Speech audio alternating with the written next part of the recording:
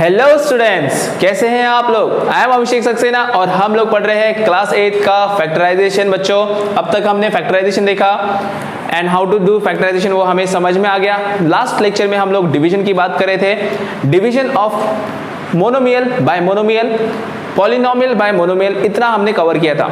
लेकिन बच्चों एक प्रॉब्लम हो गई थी उस वीडियो में, वॉइस का प्रॉब्लम है, शायद कुछ वॉइस का प्रॉब्लम हो गया था। तो आज मैं फिर से एक दो क्वेश्चन या एक एक क्वेश्चन में मोनोमियल डिवाइड बाय मोनोमियल का बता देता हूं और पॉलिनोमियल डिवाइड बाय मोनोमियल का बता देता हूं, और उसके बाद हमारा जो लास्ट टॉपिक है पॉलिनोमियल डिवाइड बाय पॉलिनोमियल, उसे हम खत्म करते हैं। तो पहला देखो ये क्वेश्चन एक्सरसाइज 14.3 का फर्स्ट का फोर्थ क्वेश्चन है बच्चों। इसमें हमें बोला है डिवाइड दिस फर्स्ट टर्म, इस टर्म को सेकेंड टर्म से डिवाइड करना है। ये देखो ये क्या मोनोमियल है कि बाइनोमियल है कि पॉलिनोमियल है बच्चों। देखो सिर्फ एक ही टर्म है, ये एक टर्म है, तो इसका मतलब क्या है, ये मोनोमियल। तो यहां पर हम पढ़ रहे हैं मोनोमियल डिवाइड बाय मोनोमियल, बात ध्यान में आ रही है। अब देखो मोनोमियल डिवाइड बाय मोनोमियल, इसके दो तरीके हैं।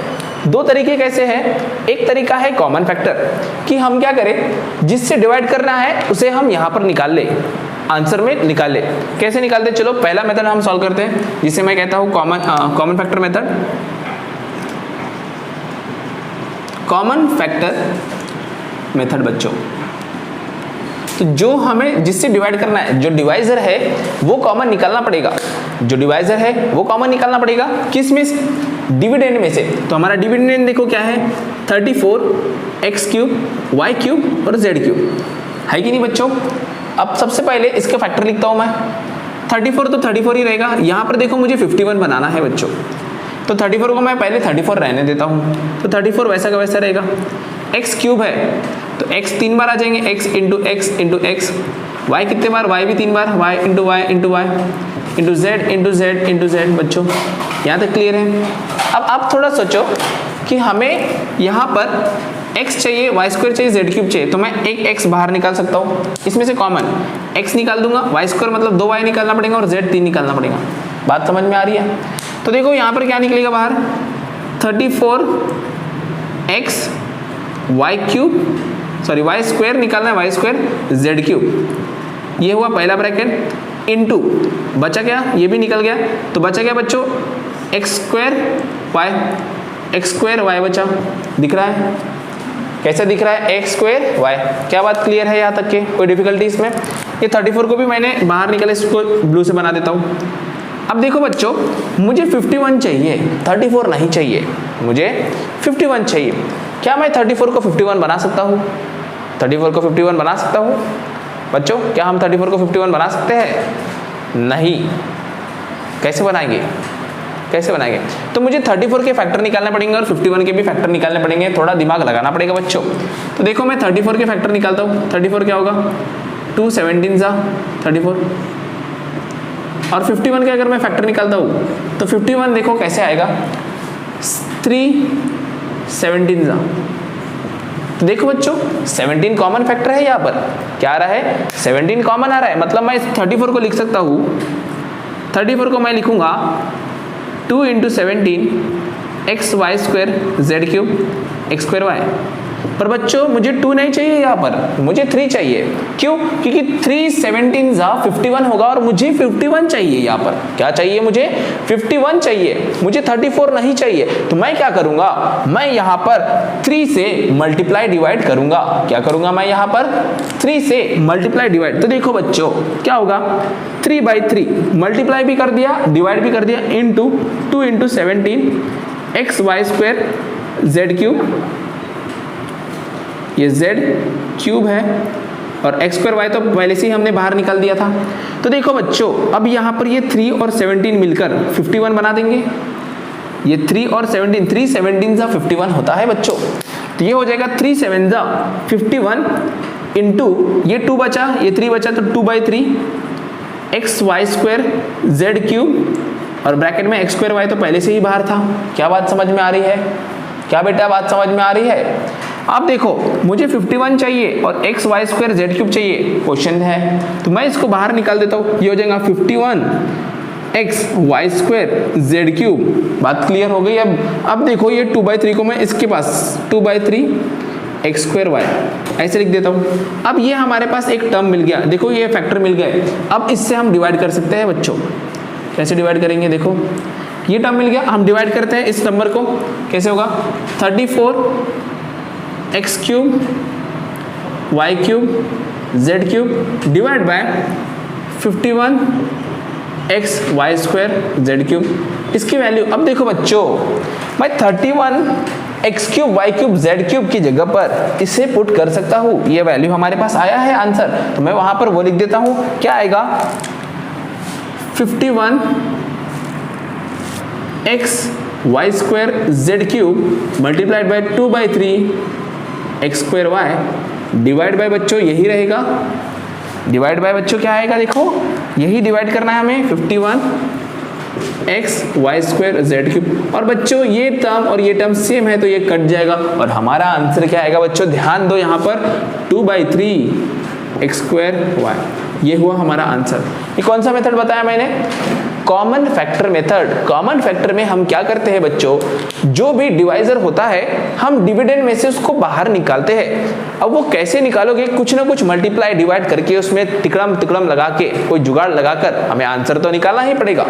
देखो यहाँ पर 3 नहीं था, मैंने 3 मल्टीप्लाई किया और जब मैं मल्टीप्लाई कर रहा हूँ तो डिवाइड भी करूंगा। अरे भाई मैं आपको चॉकलेट दूंगा तो आपसे मैं कुछ लूंगा ना, तभी तो चॉकलेट दूंगा, ऐसे तू क्या ऐसे। तो आप अगर फर्स्ट नंबर लाते तो चॉकलेट मिल जाएगी, फर्स्ट नंबर लाना पड़ेगा उसके लिए पहले। बात समझ में आ रही है। तो ये हुआ हमारा कॉमन फैक्टर, मतलब हमने कॉमन फैक्टर निकाला, जो डिवाइजर था उसको कॉमन निकाल दिया बाहर। देखो बाहर निकाला था मैंने इसमें। अब दूसरा है डायरेक्ट डिवीजन। क्या है बच्चों, दूसरा है डायरेक्ट डिवीजन। लेकिन मैंने आपसे कहा था कि डायरेक्ट डिवीजन हमेशा काम नहीं आएगा, सिर्फ मोनोमियल डिवाइड बाय मोनोमियल में काम आता है और दूसरा पॉलिनोमियल डिवाइड बाय मोनोमियल। लेकिन जो आज हम पढ़ने वाले हैं नया वाला पॉलिनोमियल डिवाइड बाय पॉलिनोमियल, उसमें डायरेक्ट डिवीजन काम नहीं आता बच्चों। इसलिए आपको कॉमन फैक्टर तो एकदम परफेक्टली आना ही चाहिए। क्या बात समझ में आ रही है। हम अब सेकेंड पढ़ते हैं डायरेक्ट डिवीजन। डायरेक्ट डिवीजन में देखो बच्चों क्या करना है, जो हमारा डिवीजन है उसको हम डायरेक्ट लिख देंगे। कैसे लिखेंगे, देखो 34 x cube y cube z cube divide by 51 x y square z cube. ये तो हमारा डायरेक्ट हो गया बच्चों। या तो अब देखो कुछ बच्चे क्या करेंगे, इसको आप फैक्टराइज कर दो, दोनों को फैक्टर निकाल लो इसके। या तो आप इसके फैक्टर, चलो फैक्टर कैसे निकलेंगे, 34 का फैक्टर होगा 2 × 17, x के फैक्टर 3x बार आएगा, x × x × x, y आएगा 3 बार, y × y और लास्ट में आएगा z × z। बच्चों क्या बात समझ में आ गई। नीचे देखो 51 क्या होता है, 51 3 × 17, तो यहां पर आएगा 3 × 17, फिर आएगा x, एक ही x है, फिर y 2 है तो y × y, फिर आएगा z 3 बार, z × z। क्या बात समझ में आ गई। अब देखो ये 17 कट जाएगा, ये x कट जाएगा, ये y कट जाएगा, एक और y कट जाएगा, ये z तीनों के तीनों कट जाएंगे। तो बच्चों रिमेनिंग वाला हमको लिखना पड़ेगा। ऊपर देखो 2 है, 2, फिर x स्क्वायर दिख रहा है, x स्क्वायर इंटू y, इसलिए y और डिवाइड बाय नीचे सिर्फ 3 बचा है तो 3। ये हुआ हमारा आंसर। तो देखो ऊपर और नीचे सेम आंसर आया था, लेकिन कॉमन फैक्टर मेथड में थोड़ा सा माथापच्ची ज्यादा है। लेकिन जब आप पॉलिनोमियल डिवाइड बाय पॉलिनोमियल करोगे तब ये माथापच्ची तो करनी ही पड़ेगी। क्या बात समझ में आ रही है बच्चों। डायरेक्ट डिवीजन में देखो अगर मोनोमियल डिवाइड बाय मोनोमियल है या फिर पॉलिनोमियल डिवाइड बाय मोनोमियल है तो ये मेथड ज्यादा अच्छी है। क्या, कौन सी मेथड अच्छी है, डायरेक्ट डिवीजन। ठीक है, तो बच्चों इसको आपको सिस्टमैटिक वे से नोट करना है। कोई भी डिफिकल्टी हो, कोई भी परेशानी हो, कमेंट में बता देंगे, मैं आपको उसका आंसर बताऊंगा। ठीक है बच्चों, एक अब ये हुआ मोनोमियल डिवाइड बाय मोनोमियल, एक पॉलिनोमियल डिवाइड बाय मोनोमियल भी बता देता हूं बच्चों, टेंशन लेने की बात नहीं है। लेकिन साथ में आप क्या करेंगे, वीडियो को लाइक शेयर एंड सब्सक्राइब करेंगे बच्चों। सब्सक्राइब करते करते अपने सारे फ्रेंड्स फैमिली को बताएंगे आप कि सर 8th क्लास से लेकर 12th क्लास के साइंस और मैथ्स के सारे वीडियो अपलोड कर रहे हैं। तो आपको अगर कोई परेशानी हो तो आप मुझे कमेंट में बताओ, मुझे मैसेज कर सकते हो बच्चों।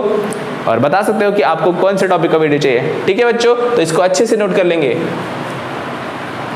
तो एक हमने मोनोमियल डिवाइड बाय मोनोमियल का क्वेश्चन किया।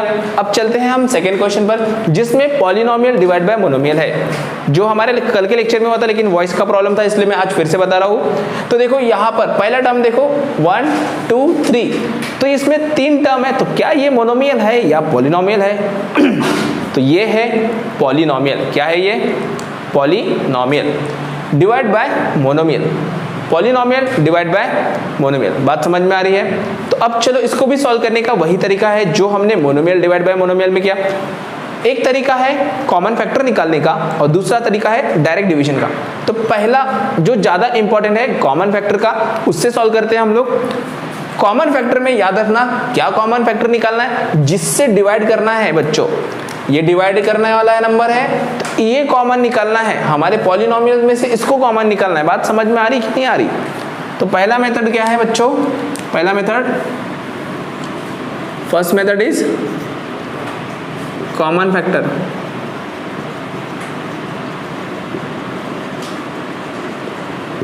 इस लाइन की जरूरत तो नहीं है।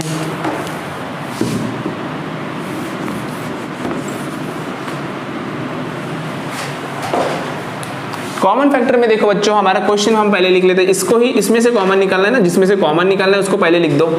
क्या है?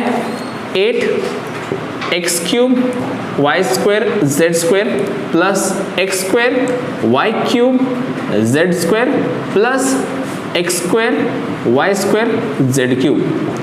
अब बच्चों हमें निकालना है 4। देखो 8 में से 4 आ जाएगा बच्चों। 8 का मतलब क्या होता है? 2 4 जा 8 होता है कि नहीं होता है?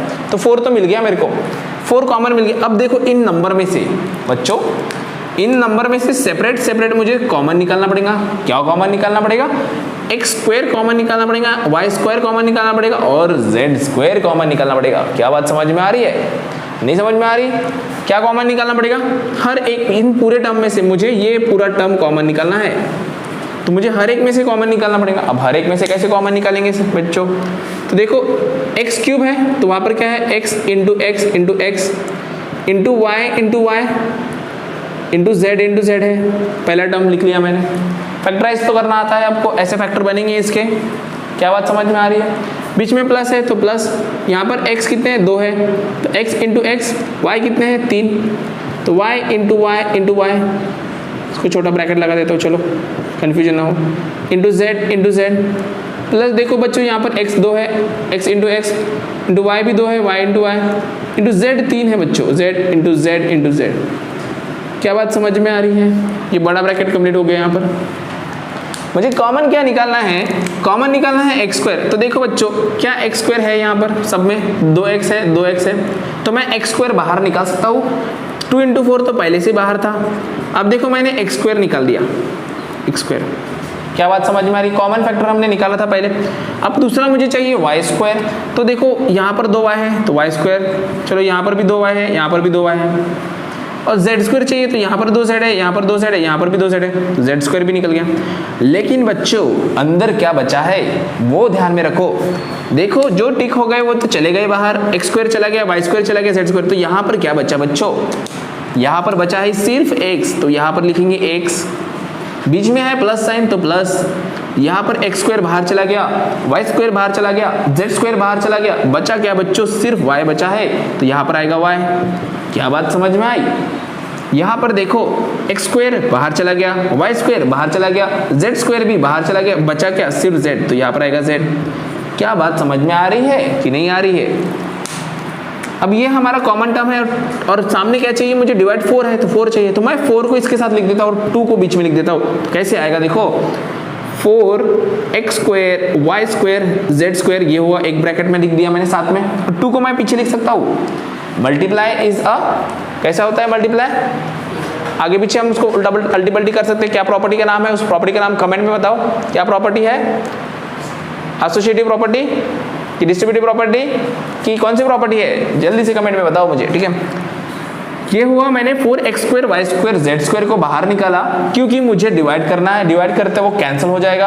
अब देखो यहाँ से क्या बचा है, 2 बचा है, तो 2 मैं बीच में लिख देता हूँ और ये टर्म बचा है पूरा का पूरा, तो ये हो जाएगा x plus y plus z. ये मेरा हुआ फैक्टराइजेशन। ये मैंने क्या किया, फैक्टराइजेशन। आधा चैप्टर हमने फैक्टराइजेशन ही पढ़ा है, चैप्टर का नाम फैक्टराइजेशन है बच्चों। हमने फैक्टराइजेशन ही सीखा 14.1 14.2 में। क्यों सीखा, ताकि हम ऐसे फैक्टर निकाल सके और फिर डिवाइड कर सके। बात समझ में आ रही कि नहीं आ रही।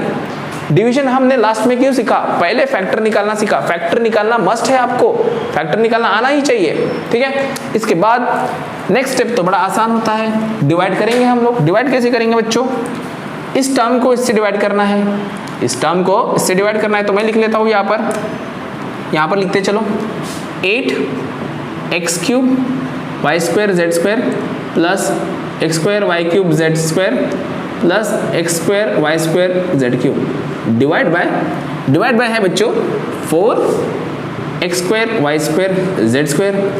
अब बच्चों मैंने इस टर्म को फैक्टराइज किया तो मेरे पास ये 3 ब्रैकेट आए, ये 3 ब्रैकेट आए, तो मैं इस टर्म की जगह पर ये 3 ब्रैकेट लिख सकता हूँ क्योंकि उसके टर्म है ना।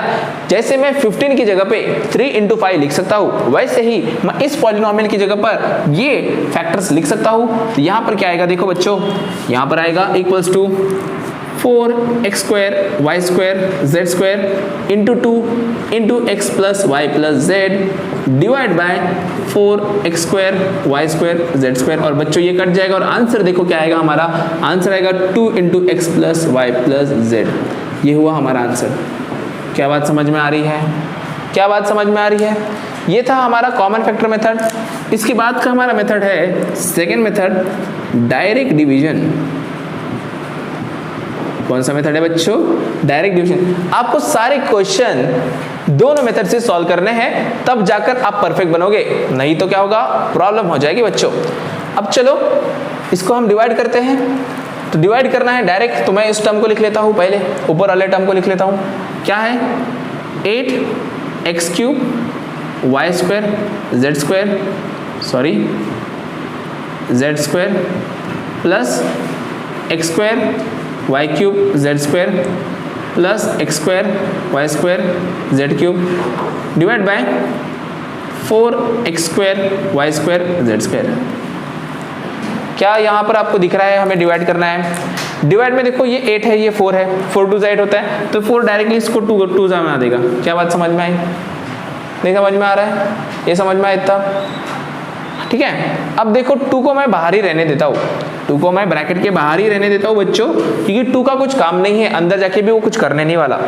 अब देखो जब डिनोमिनेटर होता है, न्यूमरेटर और डिनोमिनेटर अकेला होता है। देखो डिनोमिनेटर जब अकेला होता है, याद रखना, जब डिनोमिनेटर अकेला होता है तब वो दुकेला बनना जाएगा। तो दुकेला कैसा बनेगा, वो न्यूमरेटर को अपने साथ में ले लेगा। कैसा, क्या करेगा, वो न्यूमरेटर को अपने साथ में ले लेगा। तो ये डिनोमिनेटर हर एक न्यूमरेटर के साथ में अपनी जोड़ी बनाएगा। क्या बनाएगा, जोड़ी बनाएगा। कैसे जोड़ी बनाएगा, देखो ये हो जाएगा x cube y square z square divide by यही टर्म आ जाएगा x square y square z square. देखो बच्चों 4 तो कट चुका है, तो 4 तो नहीं आएगा, प्लस बीच में है, प्लस आएगा।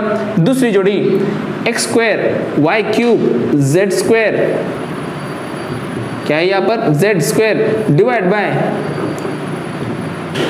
x square y square z square plus last जोड़ी बनेगी बच्चों, जो लास्ट का टर्म है x square y square z cube divide by हमारा x square y square and z square. ये हो गई हमारा पूरा ब्रैकेट कंप्लीट। अब देखो बच्चों, जो कॉमन टर्म है, कॉमन फैक्टर है, वो कैंसिल कर सकते हो। अगर आपको डायरेक्ट कैंसिल नहीं करना आता तो आप क्या करेंगे, इसको फैक्टराइज करेंगे, x into x into x, y into y into y. मैं इसको अब डायरेक्ट करूंगा। कैसे करेंगे हम डायरेक्ट, देखो जेड स्क्वायर कट जाएगा, वाई स्क्वायर कट जाएगा, तो देखो 2 यहाँ पे बचेगा x cube divide by x square. बात समझ में आई, प्लस यहाँ पर x स्क्वायर कट गया, जेड स्क्वायर कट गया, यहाँ पर बचेगा y cube divide bye y square, plus यहाँ पर x स्क्वायर कट गया, y स्क्वायर कट गया, z cube by z square. अब देखो बच्चों, पावर जब रहता है, पावर में जब डिवीजन होता है तब क्या होता है, a to the power m divide by a to the power n होता है, तो a to the power m minus n होता है। क्या ये आपने एक्सपोनेंट में पढ़ा है बच्चों, जब दो नंबर डिवाइड होते हैं और उनका पावर अलग अलग हो तो उनके पावर माइनस होते हैं, मल्टीप्लाई में प्लस होते हैं, डिवाइड में माइनस होते हैं। तो देखो ये सेम है, x ऊपर भी है नीचे भी x है, तो 3 - 2 हो जाएगा। क्या पावर आएगा बच्चों, क्या पावर आएगा, 3 - 2 क्या हो गया 1 को हम लिखते हैं क्या पावर में, नहीं लिखते, इसलिए x का पावर 1 है लेकिन x ही लिखेंगे। यहाँ पर भी y का पावर 1 है लेकिन y ही लिखेंगे, और यहाँ पर भी z का पावर 1 है इसलिए z ही लिखेंगे। देखो बच्चों आंसर हमारा सेम आएगा, चाहे आप कॉमन फैक्टर से करो या डिवीजन से करो। डिवीजन में थोड़ा सा सिंपल लगता है लेकिन असली में आपको कॉमन फैक्टर के राज नहीं समझ रहे, क्योंकि आपको आने वाले क्लासेस में सिर्फ कॉमन फैक्टर से ही डिवीजन करना है। ये भी करते हैं लेकिन पॉलिनोमियल डिवाइड बाय पॉलिनोमियल करेंगे तब ये नहीं चलेगा। बात समझ में आई तो इसको आप अच्छे से नोट करेंगे। मैं एक और question polynomial divide by monomial का लूंगा, लेकिन लिखने से पहले लाइक जरूर कर देना बच्चों। ओके, तो अब तक हमने एक monomial divide by monomial solve किया, वो तो बहुत ही आसान था। सेकेंड हमने polynomial divide by monomial divide किया। अब हम फिर से एक और question polynomial divide by monomial करते हैं। ठीक है, यहाँ पर क्या दिया है, ये पॉलिनोमियल है, उसको हम किससे डिवाइड कर रहे हैं, मोनोमियल से डिवाइड कर रहे हैं। तो हम इस पॉलिनोमियल में से कॉमन निकालेंगे, और कॉमन क्या निकालेंगे, हम 2x निकालेंगे। पहली method common factor method, common factor method. ठीक है, तो कॉमन फैक्टर मेथड में जिससे डिवाइड करना होता है वो कॉमन बाहर निकालना पड़ता है हमको। तो चलो हम इसको बाहर निकालते कैसे, पहले x³ है प्लस 2x² है प्लस 3x है बच्चों। अब देखो यहाँ पर 3 अलग अलग टर्म है, इसमें से मुझे 2x बाहर निकालना है, मतलब मुझे हर किसी में से 2x बाहर निकालना पड़ेगा। इसमें से भी 2x निकालना पड़ेगा, इसमें से भी 2x निकालना पड़ेगा, और इसमें से भी 2x निकालना पड़ेगा। क्या बात समझ में आ रही है? तो इन सेपरेट 2x निकालना है मुझे। तो देखो सेपरेट कैसे 2x निकालता हूँ। अब देखो पहले वाले में तो 2 दिख नहीं रहा मुझे, दूसरे वाले में 2 है और तीसरे वाले में 2 नहीं है, सिर्फ इसमें 2 दिख रहा है। तो 2 मुझे मल्टीप्लाई डिवाइड करना ही पड़ेगा। तो मैं क्या करता हूँ, इस तीनों को एक साथ में 2 से मल्टीप्लाई डिवाइड करता हूँ। थोड़ा सा मैं शॉर्टकट करता हूँ, क्या करता हूँ, 2 से मल्टीप्लाई डिवाइड करता हूँ। तो मैं क्या कर रहा हूँ, यहाँ पे 2 से मल्टीप्लाई और 2 से डिवाइड कर रहा हूँ। समझ में आ रहा है क्या, नहीं समझ में आ रहा? क्या किया मैंने, 2 से मल्टीप्लाई और 2 से डिवाइड। क्यों किया, क्योंकि यहाँ पर मुझे 2 चाहिए ना, 2 कॉमन निकाला, तो ये 2 तो मेरे को बाहर मिल ही गया, 2 मिल गया। अब ये नीचे वाला जो 2 है, जो नीचे वाला 2 है उसे मुझे अंदर भेजना पड़ेगा, ब्रैकेट के बाहर है वो, उसे मुझे अंदर भेजना पड़ेगा। तो कैसे हो जाएगा, ये जो कॉमन वाला 2 है वो बाहर ही रह जाएगा, कॉमन वाला 2 बाहर रह जाएगा, और ये जो नीचे वाला 2 है वो सबके साथ अंदर मल्टीप्लाई होगा। कैसे मल्टीप्लाई होगा, ये इसके साथ भी मल्टीप्लाई होगा, इसके साथ भी मल्टीप्लाई होगा और इसके साथ भी मल्टीप्लाई होगा। बात समझ में आ रही है, बात समझ में आ रही है? क्या हो जाएगा, ये हो जाएगा x³ प्लस ये हो जाएगा 2 कैंसिल हो जाएंगे बच्चों, या फिर चलो लिख देते हैं 2x² divide by 2 plus 3x/2, ये 2 कैंसिल। क्या बात समझ में आई? कोई परेशानी यहाँ पर, कोई परेशानी बेटा? नहीं। चलते हैं अब नेक्स्ट स्टेप पर। देखो 2 तो कॉमन निकला हुआ है, हमारे पास आ गया x³। अब इसको भी x³ plus x² plus 3x/2, ठीक है, यहाँ तक ठीक है, वही लिखा है मैंने, बस 2 हटा दिया। क्या बात क्लियर है? अब देखो मुझे यहाँ पर x भी कॉमन निकालना है, x भी कॉमन निकालना है, तो मैं x कॉमन निकालने के लिए इसके फैक्टराइजेशन करता हूँ। x³ मतलब क्या होता है, x डिवाइड बाई 2 प्लस इसमें क्या होगा x प्लस यहाँ पर क्या है 3/2 x। क्या बात समझ में आ रही है? इस तरीके से फैक्टर हमने पहले भी निकाले हैं बच्चों, बस मैंने उसको मल्टीप्लाई फॉर्म में लिख दिया है।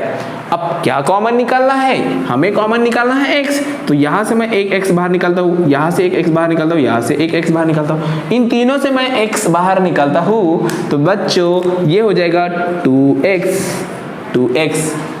स्कोप रहता है क्या, रहता है कि डायरेक्ट 3x से स्टार्ट होता है? 2x से स्टार्ट होता है ना, 2x 3x 4x 5x 6x 8x 2x होता है कि पता नहीं मुझे, 2x नहीं होता शायद से। ठीक है, अब बचा क्या, रिमेनिंग क्या है, x²। क्या बचा है, x² डिवाइड बाई 2 प्लस यहाँ से एक x तो बाहर निकल गया, हमने बाहर निकाल दिया, तो बचा क्या बच्चों, x प्लस यहाँ पर बचा सिर्फ 3/2। क्या बात समझ में आ रही है? तो देखो ये हमारा फैक्टर बन गया, ये एक ब्रैकेट, ये दूसरा ब्रैकेट। फैक्टराइजेशन मतलब मैंने बताया था पॉलिनोमियल को 2 ब्रैकेट में डिवाइड करना, सिंपल तरीका, तो 2 ब्रैकेट बन गए। अब हम क्या करेंगे, कॉमन फैक्टर मिल गया, कॉमन फैक्टर हमारा मिल गया, अब हम डिवाइड करेंगे। डिवाइड कैसे करेंगे, यही लिखना है यहाँ पर, x cube plus 2x square plus 3x divide by 2x। क्या बात समझ में आ रही है? यहां तक बात समझ में आई। अब देखो मैं इस टर्म की जगह पर, इस पॉलिनोमियल की जगह पर ये दो मल्टीप्लाई लिख सकता हूं। जैसे अगर मेरे पास 15 = 3 × 5 होता है तो मैं 15 की जगह पे 3 × 5 लिख सकता हूं ना बच्चों। वैसे ही मैं इस पॉलिनोमियल की जगह पर ये लिखता हूं तो यहां पर क्या आएगा, 2x आएगा, 2x मल्टीप्लाइड बाय, देखो ये पूरा टर्म आएगा x² 2 plus x plus 3/2 divide by 2x। Divide by 2x से पहले से ही था यहाँ पर 2x। तो क्या बात समझ में आ रही है? कोई परेशानी यहाँ पर? अब देखो ये 2x कट जाएगा, कट गया। आंसर क्या बचा? जो रिमेनिंग है वो हमारा आंसर हो जाएगा। ये हो गया x² 2 प्लस x प्लस 3/2। ये हुआ हमारा आंसर। क्या बात क्लियर है? यहाँ तक क्लियर हुई? ये हुआ हमारा कॉमन फैक्टर मेथड। अब देखो सिंपल वाली मेथड हमारी सेकेंड मेथड, डिवीजन मेथड से करते हैं। Direct division method. Direct division method में हम डायरेक्टली डिवाइड करेंगे बच्चों, कोई माथापच्ची नहीं करना है, डायरेक्ट डिवाइड करना है। कैसे डिवाइड करते हैं? यही सेम टू सेम हमें लिखना है यहाँ पर। क्यों? क्योंकि वो तो डिवाइड करना है। x³ plus 2x² plus 3x divide by 2x। अब देखो मैंने क्या बताया था, जब डिनोमिनेटर हो अकेला तब वो बन जाएगा दुकेला। दुकेला कब बनेगा? ऊपर से वो ले लेगा पार्टनर और बन जाएगा दुकेला। दुखीला नहीं, दुकेला डबल हो जाएगा। कैसे? ये पहला इस टर्म के पास जाएगा, हो जाएगा x³ बाय 2x। बात समझी?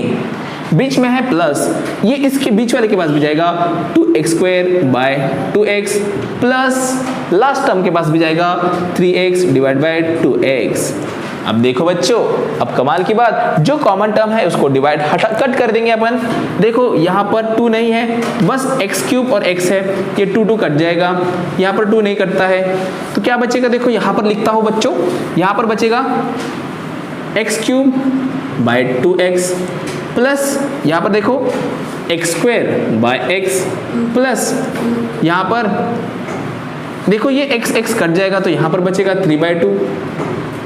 क्या बात समझ में आ रही है?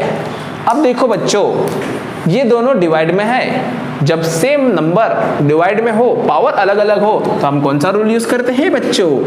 a⁻m divide by a⁻n is equal to a⁻m-n। होता है कि नहीं होता है? ये देखो यहाँ पर 3 है, नीचे कुछ नहीं लिखा मतलब पावर 1 है, कुछ नहीं लिखा मतलब पावर 1 है। तो यहाँ पर क्या होगा? x का पावर 3 - 1 डिवाइड बाय 2 प्लस यहाँ पर x का पावर 2 है ऊपर -1 प्लस 3/2। क्या बात समझ में आ रही है? यहाँ तक पॉइंट क्लियर हुआ? ये तो हमने एक्सपेरिमेंट किए कि ऊपर 3 पावर था, नीचे 1 था, 3 - 1, जैसे ऊपर m रहता है m-1। क्या क्लियर हो गया यहाँ पर? अब देखो 3 - 1 क्या होगा? x² बाय 2 हो गया, ये हो गया, 2 में से 1 गया तो बचा 1। लेकिन हम पावर 1 नहीं लिखते, हम डायरेक्टली उसको मैं लिखूंगा x प्लस 3/2। तो देखो बच्चों, ये आंसर देखो और ये आंसर देखो, क्या दोनों आंसर सेम है? दोनों आंसर सेम है। बड़े आसान तरीके से हमने सॉल्व किया। इसका मतलब हम लोगों को मोनोमियल डिवाइड बाय मोनोमियल आ गया है, पॉलिनोमियल डिवाइड बाय मोनोमियल भी आ गया है। तो बच्चों हम इस वीडियो को यहीं पर स्टॉप करते हैं। हम लोगों ने डिवीजन देखा, लेकिन एक लास्ट डिवीजन बचा है, पॉलिनोमियल डिवाइड बाय पॉलिनोमियल। उस टॉपिक को हम नेक्स्ट वीडियो में देखेंगे बच्चों। तो यहाँ तक आप इसको पूरा कंप्लीटली लिख लेंगे। अगर आप क्वेश्चन में कोई डाउट आता है आप मुझे कमेंट में बताना, मैं आपको उसका वीडियो बना दूंगा। कोई भी डिफिकल्टी है मुझे पूछ लेंगे, ठीक है? तो फिर जाने से पहले इस वीडियो को लाइक, शेयर एंड सब्सक्राइब करना मत भूलना बच्चों, एंड बेल आइकन पे क्लिक करके नोटिफिकेशन ऑलवेज ऑन कर देना, ठीक है बच्चों? तो मिलते हैं हम नेक्स्ट वीडियो में पॉलिनोमियल डिवाइड बाय पॉलिनोमियल लेकर। इसको नोट करके ही जाना।